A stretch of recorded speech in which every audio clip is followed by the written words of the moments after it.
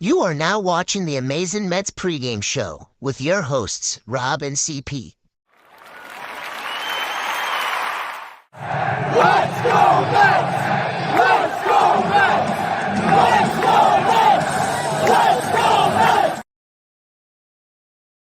What's up, Mets fans? Welcome back to the Amazing Mets pregame show right here on the channel. Yes, going solo once again for the pregame, but happy 4th of July to everybody watching today. Hopefully everybody has a safe and very nice holiday as I'm going with the Beers, Babes, and Baseball shirt for the 4th of July and a little bit of the red and blue to have a little bit of a holiday spirit for the 4th of July. Hopefully everybody is doing okay. Unfortunately, we're talking about a Mets loss yesterday where the Mets had a 5-0 lead and they blew it because of the bullpen. But there was a lot of other things that we could talk about that led to that loss yesterday. And look, there's been the series of comebacks, right? Right? We were very excited that the Mets came back in both of the first two games of the series to win it. And it wasn't talked about with pitching a lot. That was the issue, even though it was because the Mets did come back from these games. And the Nationals came back on us yesterday. So it's been a series of comebacks, and it leads to a Mets and Nationals game that is technically could be a win, another series win for the Mets, or a split of a 4-game set against the Nationals. And we all don't want that here on the 4th of July. So make sure you hit on that like button, guys. And once again, guys, just to let you guys know, if you're just waking up, you just finishing breakfast, you're getting ready for a big day of barbecuing and with the family or friends, we got a jam-packed day of shows today. 4 shows to be exact on the 4th of July. We got the pregame. Obviously, you're watching that right now. We got the watch party that I am doing at right before 11 o'clock. So make sure you tune in for the watch party with me and possibly Hector. We'll keep you posted on that. So it'll be a watch party for the game today. Then it'll be a post game. And then later today, around 6 o'clock, we'll have the roundtable. And we'll obviously talk about the series against the Nationals. We'll talk about the prior series. We'll talk about the bullpen. We'll talk about the series preview against the Pirates. And we'll do a little bit of Mets hot stove on the roundtable as well. So make sure you tune in to all the shows today. Jam-packed day, 4 shows on the 4th of July. So everybody, enjoy the day.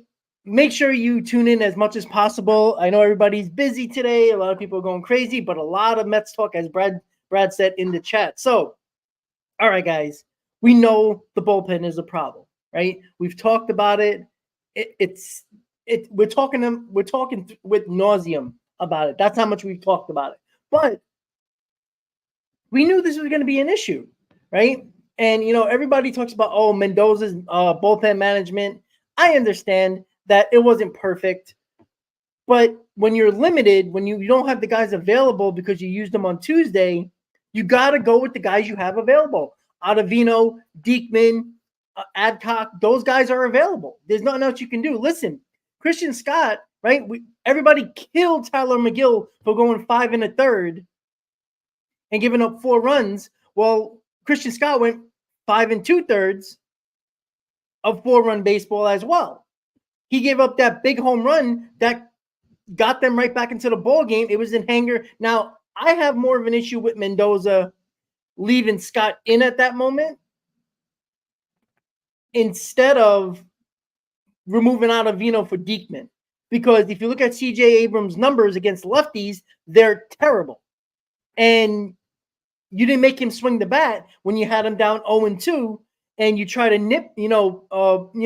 pick away and try to throw balls out of the strike zone to let him swing at it when he wasn't really reading Diekman's pitches at all, and he could have probably thrown it over the plate. And with a 1-run lead with nobody on base with 2 outs, you got to go after him. If he hits it over the wall, you tip your cap and call, and we'll talk about it tomorrow.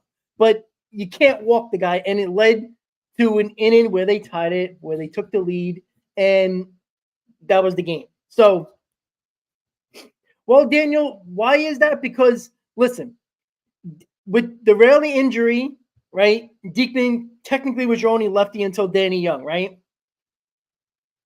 So look, Diekman probably has a very short leash. Well, Diekman was actually good in the first month of April. He's been bad for the last 2 months. I'll give you that. But again, with the Raley injury and having options with Danny Young and with all the injuries, you can't just DFA. See, this is the problem that people don't understand. You can't just DFA Diekman and then fill him with who? Like, we don't have anybody to fill these roles, guys. You have to understand the amount of injuries and the suspension of Diaz. You can't just start DFAing people. Everybody wants to DFA everybody. For who? Another guy in the minor leagues that has a 6 ERA? Like, that doesn't make sense. Yeah, you can replace him with Danny Young, but you're now losing another bullpen arm and using somebody else other than Danny Young that's going to fill another spot that isn't very good. So what are we going to do? Like, everybody wants to DFA everybody. Everybody wants to get rid of everybody. But you also got to replace those guys with capable arms, not guys that are as bad or worse than the guy you're replacing. That makes no sense. So we keep on talking, everybody, that's all I saw on Twitter yesterday. Oh, you got to DFA Diekman. You got to DFA Diekman. Great. With who? Because it doesn't make sense. There was guys available yesterday that didn't do the job. That's it. That's it. That's all it is. They got to step up because right now you can't do anything about it. I can assure you, Sturge is trying to make trades that teams are probably not willing to do yet, or at least, waste an asset that they have just because the Mets need somebody doesn't mean the team's going to do it. Stanley, we can trade for a reliever, but that doesn't mean the other teams are willing to trade their relievers right now. I'm sorry. If you have a guy like Estevez or a guy like, let's say, Finnegan from the Nationals, right? Because the Nationals looking like they could probably sell him off based on he's going to be arbitration eligible, and they're probably trying to save money with his 1 year left on his deal after this year, right? If the Nationals are technically, quote unquote, still in it, but say if they fall out of it, let's say if they already think they're going to sell off certain pieces, why would they pick up the phone for the Mets and say, and the Mets are going to be like, all right, we're going to give you this and this, and the GM's going to be like for the Nationals, no, I'm not doing that. Why am I going to sell low now when I can have 5 or 6 teams fighting for the same pitcher and I can get more and get overpay for a guy that I'm not going to get right now? Unless the Mets are going to completely overpay, doesn't make sense. It doesn't make sense at this moment for the team that's trading away somebody. So they're not going to do that right now unless you completely overpay. And I'm sorry, unless you're going to, get bent over a barrel to get a reliever that is not a top end reliever, then what is the point? Finnegan's a good reliever, but he isn't top level. So you're going to overpay for a guy for top level? That doesn't make sense. Well, Ethan, exactly my point. Like you're going to overpay, and it's not like, we're getting Diaz back in a couple of days. We're getting Sean Reed Foley. We should be getting him back in a couple of days. But I think he went down right when Diaz got suspended, so they can both be back. That adds to your bullpen with Nunez and Buto and Hauser. So, look, it sucks, but the guys there got to do the job because all you're going to replace Diekman with is a guy who is as bad as him or worse. And the trades are hard to come by, and you can't completely overpay because you are desperate. Because one pitcher, one bullpen arm is not going to make a difference. I'm just making that clear for everybody. Because say if you trade for a reliever that's a good reliever, great. You pitch him 2 days in a row. Say if you pitched him Monday and Tuesday, he wasn't going to be available yesterday anyway. So you're probably still going to see Diekman and Ottavino and Adcock. So, we think that we're just going to get one guy and replace another guy, and it's going to be okay. When the guys still need rest regardless of who you get. So would you rather have lost Tuesday's game just to have Nunez available for yesterday's game or Buto? Or would you rather win Tuesday and worry about Wednesday on Wednesday? Because I think that's the problem that other people are having as well. Like, would you rather just save a couple of bullpen arms for the Tuesday game or the Monday game so you have them Tuesday and Wednesday, or win those 2 games and let's hope for the best on Wednesday?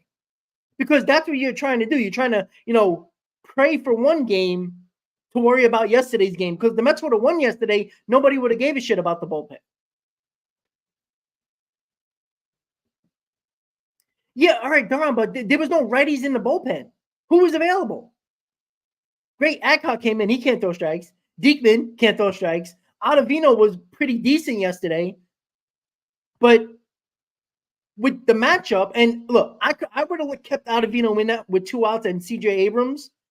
But if Ottavino didn't get CJ Abrams out and got on base, you know what was going to happen then. He was going to steal a couple of bases, and who knows what was going to happen. But I would have left Ottavino in for that for Abrams and not put Diekman in. But you can't question the call and the move after the result, right? I had a conversation on the group chat with Hayden about that. You can't complain about a move that you didn't complain prior to the move, but complain after the move when the results didn't benefit our team.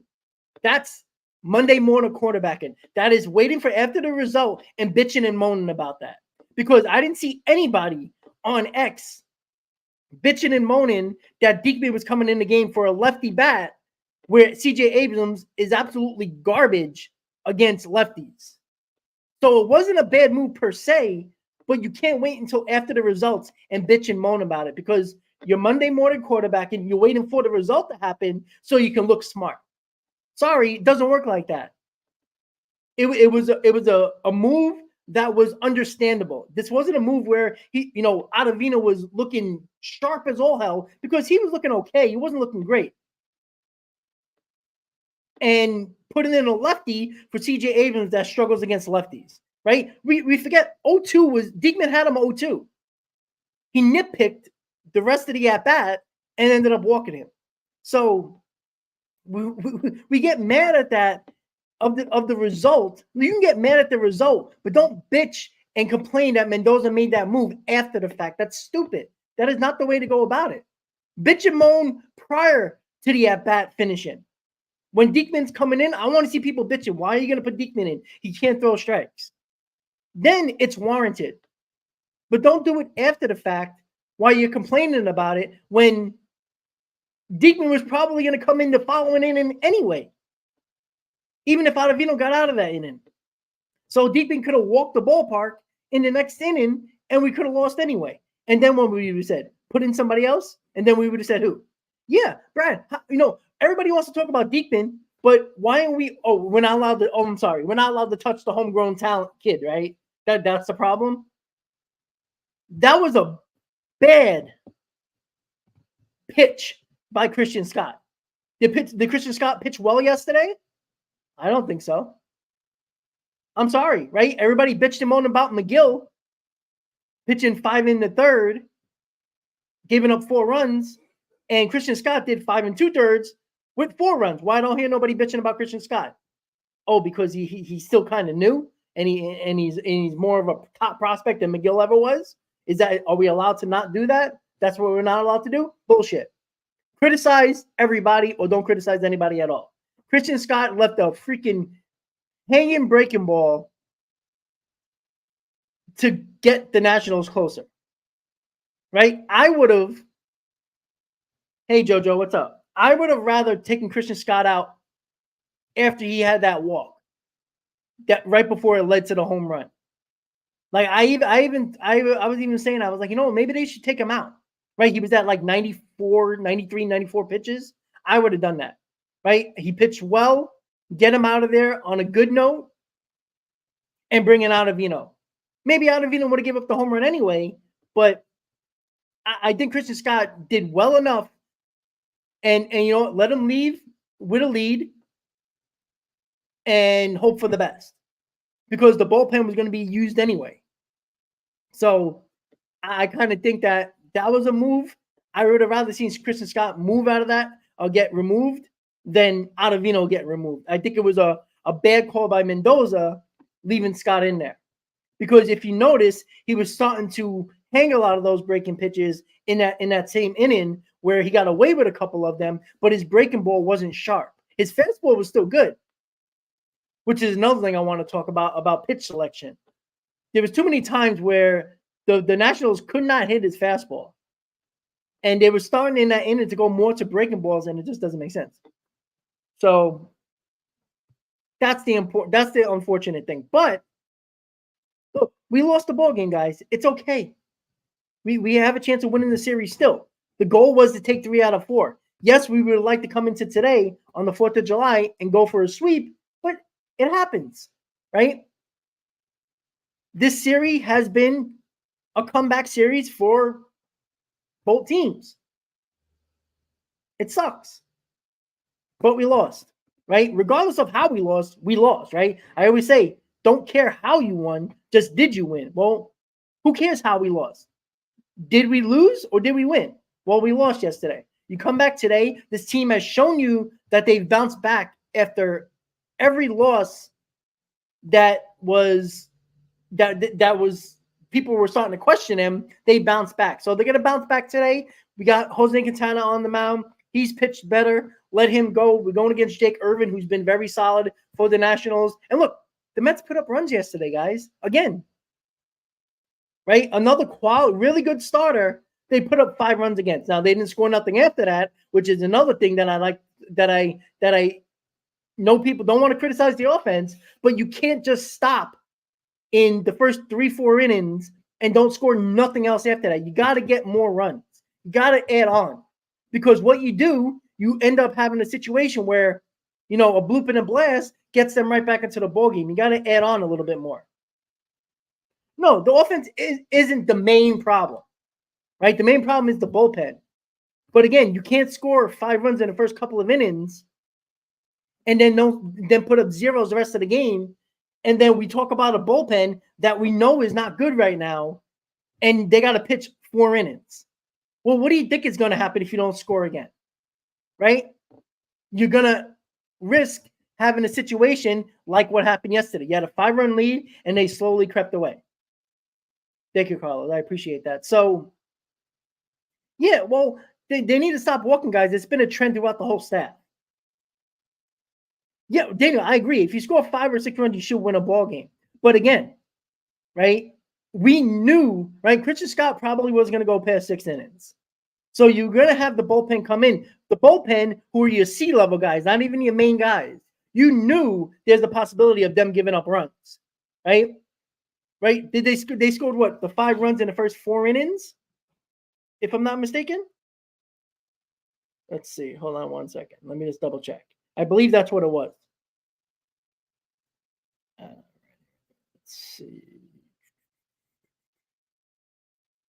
Yeah. So they scored the 5 runs in the 3rd, 4th, and 5th inning. So the 6th, 7th, 8th, and 9th, there was nothing at all. Not even a threat. Right? That's an issue. I'm sorry. Right? In the 5th inning, they were up 5-1. And in the 6th inning, the 3-run homer happened. You still got to add on to that run total, especially with a bullpen that you knew was going to come in for the next 4 innings or 4 2/3. You know they were going to give up runs. They've always gave up runs since all the injuries and the suspension. Yeah, I understand that, Daniel. But when it came to the prior 2 nights, they were beating up on the bullpen, scoring 5 runs, 6 runs in extras. So they're beating up on the bullpen. Yesterday, they didn't do that. But you can't go put up zeros in the next 4 innings and expect your bullpen, that is your C-level guys, hold out on everything. That it's tough. Yeah. But look, the fact is the Mets still have a chance of winning the series tomorrow, right? We can all agree on that. So great. Perfect. Win today by any means necessary, right? You got another good pitcher on the mound that we're facing. Beat him. That's it. You got to win with the offense right now. We all know that. Right? 5 runs should be good enough. But we also know that 5 runs when the bullpen's going to pitch at least nearly half the game, you're going to have a problem, especially you're not your main guys in your bullpen that you trust in the Hausers, the Butos, the Nunez. You didn't have those guys. Now, today you probably have Hauser at the very least. Maybe Jose Buto. So, look, we need Quintana to at least go 5 innings, 3 hits, maybe 6, 5 or 6 innings, 3 runs. That's what you got to take. Yeah, Alonso's been chasing, but listen, I've said my piece about Alonso. Nobody seems to care. Everybody seems to get mad. So it is what it is, right? He's been one of the worst guys in this offense, right? Yeah, he hits his home run every now and then, but he doesn't do anything else but hit home run. Sorry, he just doesn't. He doesn't. Doesn't come up clutch enough for me. I've seen everybody else come up clutch, even guys that I've got on as well come up clutch. I mean, I trust Vientos more than I do Pete Alonso in a big situation. That's a problem. So, listen, the Mets are back at 500. They got another chance of winning another series. We'll see how that goes, right? That's the most important thing. So, it's going to be a pretty quick pregame, guys, because I will be doing in about 40 minutes or so, about 50 minutes or so, or 45 minutes or so, a watch party today for the game. So make sure you tune in and we'll hang out and enjoy the game. And hopefully we get a Mets win. So make sure you tune in for that. And right after this stream is over, it's going to redirect you right to the watch party stream. So make sure when it redirects you, please hit on that like button. We'll get as many people as possible to enjoy the game. And hopefully we talk about a Mets victory during that game. So obviously we'll have the sound of the game. We'll see if it's delayed or not, because who knows? I'm not going to have game day up, but I'm just going to have the sound of the game and me, and you'll have all the, flags and the fireworks and all that fun stuff that 4th of July brings. So how do you know who was available in the Mets bullpen? Well, Daniel, it was obvious yesterday. Who wasn't available yesterday? It was obvious. If you didn't understand who was available, then you weren't able to watch the games the 2 days prior. Nunez, Hauser, and Buto were all used in the last 2 games. Where were they they pitched multiple innings. They weren't available yesterday. We all knew that going in. I talked about it on the pregame. They were not available. I was thinking maybe Nunez could have been available for an inning, but he wasn't. It was the guys like Adcock and Diekman and Ottavino, and he was probably saving Reed Garrett for the 9th. You can't bring him in the 7th inning or the 6th inning, because if you're bringing Reed Garrett in that spot, then you're going to have Ottavino, Diekman, or Adcock for the 9th inning. Is that what everybody wanted? CP was unfortunately at the game yesterday. His first loss of the season going to Mets games this year. So that's all right. He still got a good record, and he will be on the post game after the game. So make sure you tune in for that. So the post game will probably be about 10-15 minutes after the game. So after the live stream is over for the watch party, I can get a drink, get a quick bite, and then come back with the post game with me and Chris. All right, guys. So we're gonna end this stream right now. We got the lineup: Lindor, Nimmo, Alvarez, Alonso, Stewart finally getting a start, Vientos, Gamble, Taylor, and McNeil. So I'm assuming the ankle is barking a little bit for JD Martinez. You get DJ Stewart in there for a game who hasn't played in a while. Ben Gamel had an opposite field double yesterday, so put him back in. He's better against right-handers than left-handers. Also, DJ Stewart is obviously better than against right-handers, so we'll see. Taylor has been red hot, right? Jeff McNeil is playing. Iglesias played yesterday, so it's kind of like a ongoing back and forth with those two guys, even though Iglesias is better right now. We'll see. The lineup still is scoring 5+ runs a ball game. They're still on a pace of 7 runs per ball game. They're scoring runs. Let's see what Jose Quintana do on the mound. With that said, guys, thank you for tuning into the pregame show. Make sure you stay on the stream. It's going to redirect you to the watch party stream. Hit on that like button. Join the chat. Join the fun. Join the watch party live. And we'll hopefully get a win and another series victory going forward. All right, guys. So with that said, I'll see you in about a half hour or so, 40 minutes on the watch party. I'll see you in a few minutes, guys. Let's go Mets. Thank you for joining the Amazing Mets pregame show right here on the channel. Let's go Mets.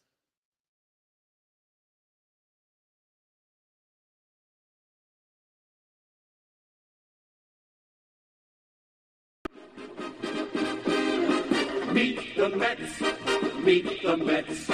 Step right up and greet the Mets.